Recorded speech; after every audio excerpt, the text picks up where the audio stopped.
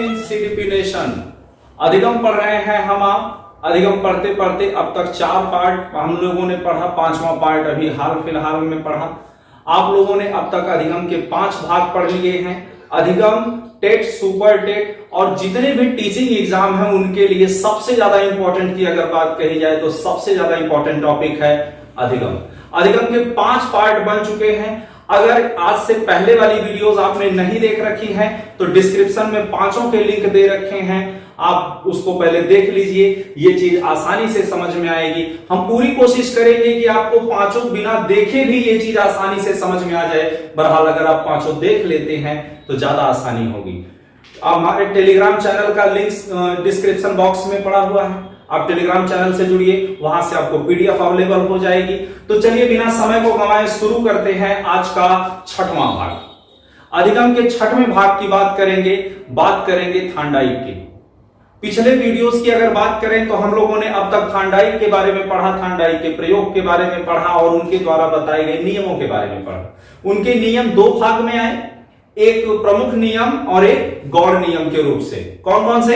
एक प्रमुख नियम और एक गौर नियम के नाम से आए, जिसमें से प्रमुख नियम हम आप पढ़ चुके हैं। आज गौर नियमों की बारी है। आज गौर नियमों की बारी है। देखिए, थांडाइक ने, एडवर्ड ली थांडाइक जो अमेरिका के थे, इन्होंने 1903 में अपना अधिगम सिद्धांत दिया।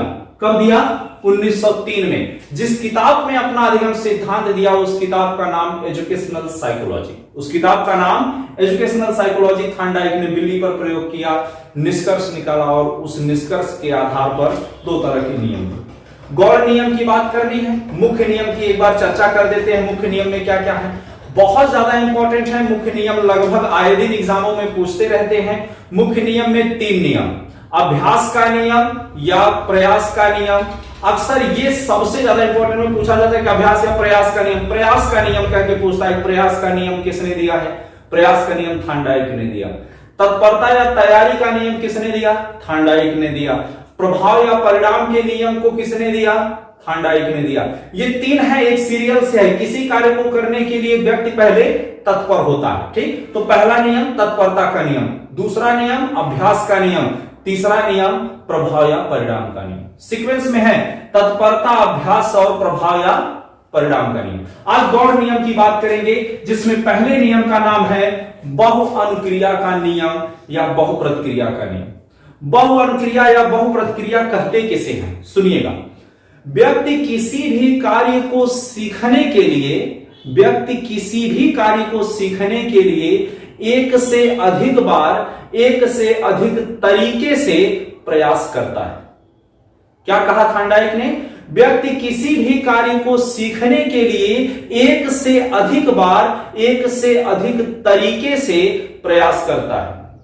एक बहुत ही फेमस व्यक्ति का नाम लेना चाहूंगा, उनका नाम है ये एडिसन, थॉमस अल्वा एडिसन।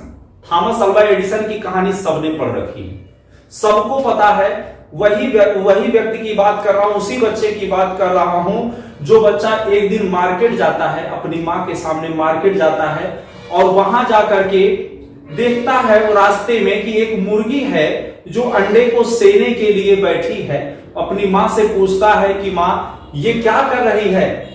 मां ने उसको जवाब दिया कि बेटा ये मुर्गी है, ये अंडा से रही है। 21 दिन बाद इन अंडों में से चूजे निकल आएंगे, छोटे छोटे बच्चे निकल आएंगे। एडिसन को लगा कि अरे वाह, इतनी छोटी सी मुर्गी 21 दिन तक बैठेगी तब जाके बच्चे निकलेंगे। मैं तो इतना बड़ा हूं, अगर मैं बैठ जाऊं तो कुछ घंटों में ही बच्चे निकल आएंगे। मां से छुप करके वो गया मार्केट, 1 दर्जन अंडे लाया। 1 दर्जन अंडे ला करके खूब अच्छे से उसको सजाया। खूब अच्छे से सजा करके कुर्ता पैजामा पहना हुआ वो लड़का उसी अंडे पर बैठ गया। चूजे निकले? चूजे नहीं निकले।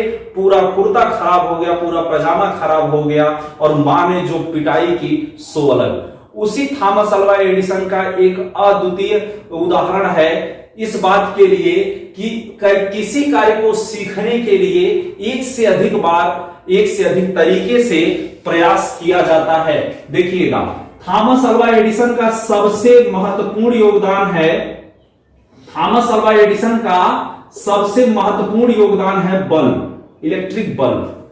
आज कोई पूरी दुनिया में सबकी बात करें तो इलेक्ट्रिक बल्ब से परिचित कौन नहीं है, सबको पता है इलेक्ट्रिक बल्ब, लेकिन उसको बनाया किसने? थॉमस अल्वा एडिसन ने। और उसे बनाने में थॉमस अल्वा एडिसन ने लगभग 1200 बार प्रयास किए। 1200 से ज्यादा बार थॉमस अल्वा एडिसन असफल रहे। जब थॉमस अल्वा एडिसन ने बल्ब बना लिया, उनसे पूछा गया कि आप लगभग 1200 बार असफल रहे, आप अपनी इस असफलता पर क्या कहना चाहते हैं? तो पता है थॉमस अल्वा एडिसन ने क्या जवाब दिया? थॉमस अल्वा एडिसन ने बड़ी मासूमियत से जवाब दिया कि मुझे आज पता है कि 1200 ऐसे तरीके हैं जिनसे बल्ब नहीं बनाया जा सकता। 1200 ऐसे तरीके हैं जिनसे बल्ब नहीं बनाया जा सकता। यह बात अपने आप में कहती है कि थॉमस अल्वा एडिसन ने हर बार अपना तरीका बदल दिया, कभी अपना तरीका रिपीट नहीं किया और अंततः सफलता उनको मिली। हमारे आप में से कई ऐसे दुर्भाग्यशाली व्यक्ति भी हैं जो बेचारे एक बार में सफल नहीं हो पाते, लेकिन गलती क्या होती है उसे ध्यान दीजिए। गलती यह होती है कि जिस तरह से पिछली बार पढ़े उसी तरह से अगली बार भी पढ़ते हैं और पुनः फेल होते हैं या असफलता की शक्ल देखनी पड़ती है। यह गलती हरगिज न करिएगा। अगर दुर्भाग्यवश कोई वैकेंसी छूट जाती है या आप उसमें असफल रह गए तो अपने आप को जांचिए, परखिए, चेक करिए कि गलती हुई कहां है और दूसरी बार वो गलती बिल्कुल मत दोहराइए, सफलता आपके कदम चूमेगी। सुनिएगा, थॉर्नडाइक ने कहा बहु अनुक्रिया के नियम से कि व्यक्ति किसी भी कार्य को सीखने के लिए एक से अधिक बार, एक से अधिक तरीके से प्रयास करता है, तब जाके उसे सीखता है।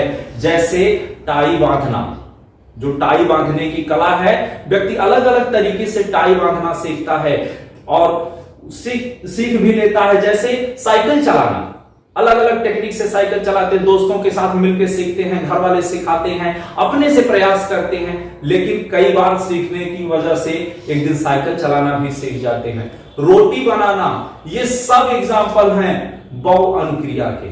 ठीक, दूसरे नियम की बात करें, मनोवृत्ति का नियम क्या कहता है? इसे मानसिक विन्यास का नियम भी कहते हैं। यह नियम कहता है कि व्यक्ति सिर्फ उतना ही सीख पाता है जितना सीखने के लिए वह मानसिक रूप से तैयार होता है। व्यक्ति सिर्फ उतना ही सीख पाता है जितना सीखने के लिए वो मानसिक रूप से तैयार होता है। अगर आपने यह सोच लिया है कि टेट या सुपर टेट में आपको 110 नंबर लाने हैं, अगर आपने ये सोचा कि 110 नंबर लाने हैं, तो जाहिर सी चीज है कि जब रिजल्ट आएगा तो आप 110 नंबर के ही आसपास होंगे। 2-4 नंबर अधिक होंगे या 2-4 नंबर कम होंगे, लेकिन आप होंगे 110 के आसपास। वजह, क्योंकि आपने अपने दिमाग को बता रखा है, अपने आप को बता रखा है, आप पहले से ही तैयार हैं कि आपको 110 नंबर चाहिए। बस इतना मत बताइए, अपने आप को हमेशा बताते रहिए, बार बार तैयार रहिए कि आपको 140 नंबर लाना है, 130 नंबर से अधिक नंबर लाना है, सिलेक्शन लेना है। जब आप अपने आप को हमेशा इस बात के लिए तैयार रखेंगे कि आपको ज्यादा नंबर लाने हैं, तो आपके ज्यादा नंबर आएंगे, क्योंकि आप उस हिसाब से तैयारी करेंगे। यह नियम कहता है कि व्यक्ति जितना तैयार होता है उसको सिर्फ उतना ही मिलता है। कहावतें हैं, एक कहावत है, मन के हारे हार है, मन के जीते जीत। ये थॉर्नडाइक के इसी नियम से रिलेट है। मन के हारे हार है, मन के जीते जीत। एक और है, इससे भी दमदार है कि मान लिए तो हार है, मान लिए तो हार है, ठान लिए तो जीत। तो थॉर्नडाइक का नियम क्या कहता है? व्यक्ति को वही मिलेगा या उतना मिलेगा जितना वो पाने के लिए मानसिक रूप से तैयार है। तीसरा नियम क्या कहता है? तीसरा नियम है आंशिक क्रिया का नियम। कौन सा नियम? आंशिक क्रिया का नियम। अगर कोई बड़ा काम है, कोई बड़ा काम, तो आप उसे एक बार में नहीं कर सकते हैं, क्योंकि वो काम बड़ा है या जटिल है, तो आप उसे एक बार में नहीं कर सकते। लेकिन क्या यह सच है कि अब आप उस कार्य को नहीं कर सकते? गलत। आप किसी भी कार्य को कर सकते हैं, चाहे वो जितना भी जटिल क्यों ना हो, जितना भी बड़ा क्यों ना हो। जरूरत क्या है? उसे छोटे छोटे भागों में तोड़ लीजिए, उसे छोटे छोटे भागों में तोड़ लीजिए। आप थाली में खाना लेकर खाते हैं, आप थाली में खाना लेकर खाते हैं, तो क्या पूरी थाली का खाना आप एक बार में खा सकते हैं? पूरी थाली उठाए और एक बार में खा गए, पॉसिबल है? नहीं, लेकिन पूरी थाली का खाना, जितना थाली में परोसा गया पूरा खाना आप निवाला निवाला करके खा जाते हैं।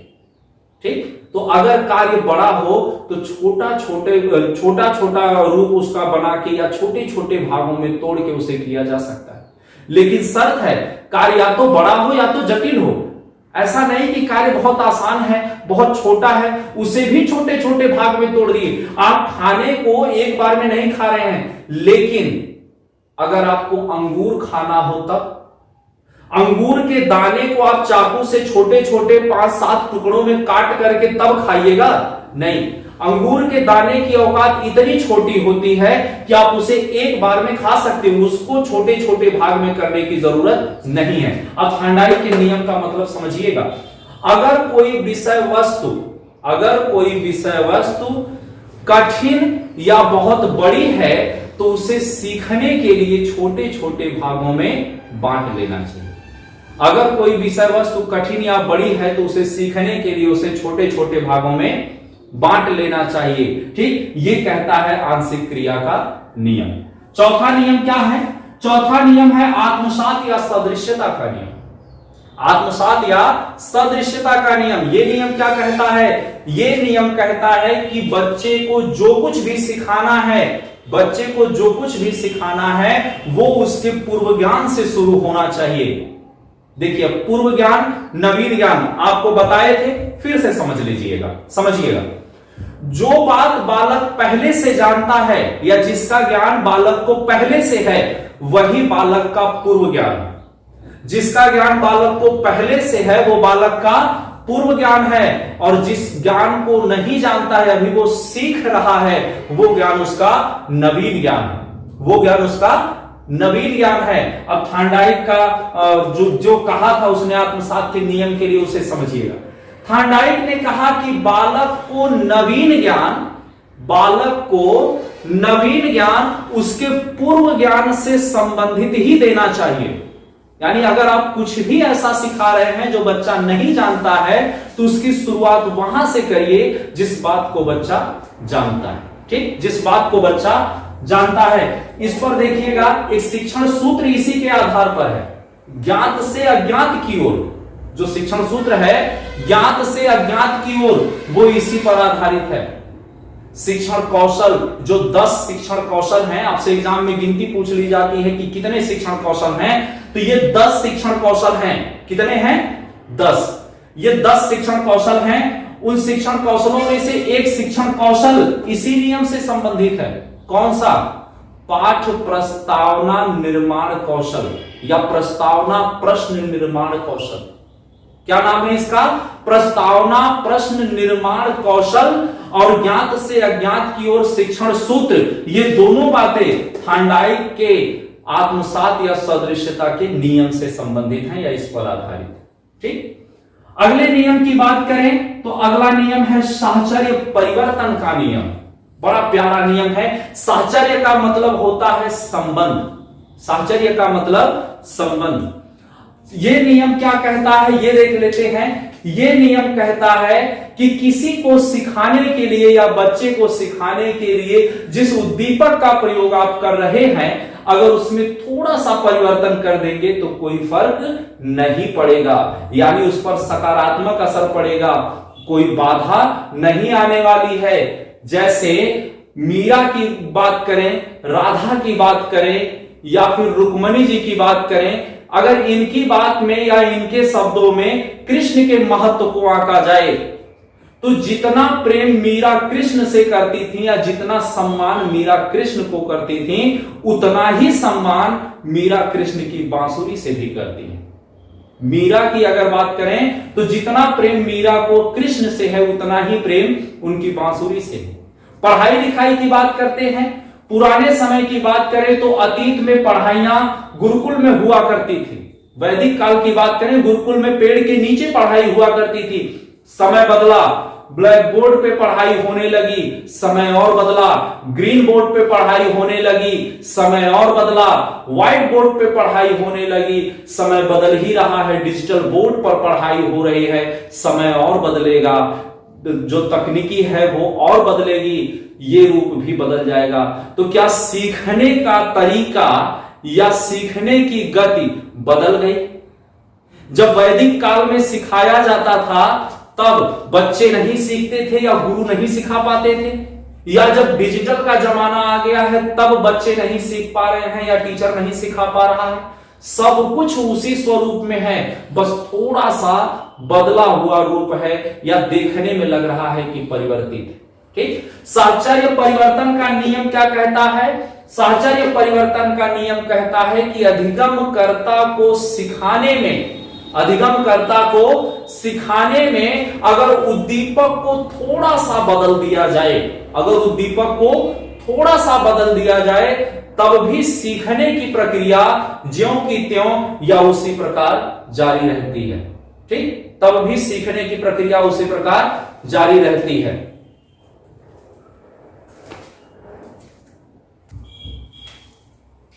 देखिए, आज हमने थांडाई के गौड़ नियमों की बात कही। इससे पिछली वीडियो यानी 5वें भाग में हमने मुख्य नियम की बात कही। अब की बार हमने 6वें भाग में गौड़ नियम की बात कही। अब थांडाई द्वारा बताई गई कई बातें हम लोगों ने पढ़ ली, थांडाई के प्रयोग पढ़ लिए, उसके सिद्धांत को पढ़ लिए, मुख्य नियम पढ़ लिए, गौड़ नियम पढ़ लिए। चैनल को सब्सक्राइब करिए अगर पहली बार आए हैं तो, और सब्सक्राइब किए हैं तो बहुत बहुत धन्यवाद। अपने यार दोस्त जितने भी परिचित हैं सबको ये वीडियो शेयर करिए। सबको फ्री में एजुकेशन देने की हमने ठानी है, हमें यकीन है कि आप इसमें हमारा सहयोग जरूर करेंगे। साथ ही ये भी यकीन है कि आप हमारे यकीन को तोड़ेंगे नहीं। तो अब ज्यादा से ज्यादा लोगों को साझा करिए ये वीडियो। टेलीग्राम लिंक दे रखा है, टेलीग्राम लिंक से जुड़ जाइए। CDP nation by Azad sir के नाम से यूट्यूब चैनल है, CDP nation by Azad sir के नाम से टेलीग्राम चैनल है। आप उससे जुड़ जाइए जहां से आपको पीडीएफ अवेलेबल हो पाएगी, सारी वीडियोस आपको अवेलेबल हो जाएंगी दोनों जगह पर। मिलेंगे अगली वीडियो में एक नई टॉपिक के साथ। अभी थांडाई का साथ छूटा नहीं है, अभी भी साथ बाकी है, लेकिन अगली वीडियो में पढ़ेंगे अधिगम स्थानांतरण।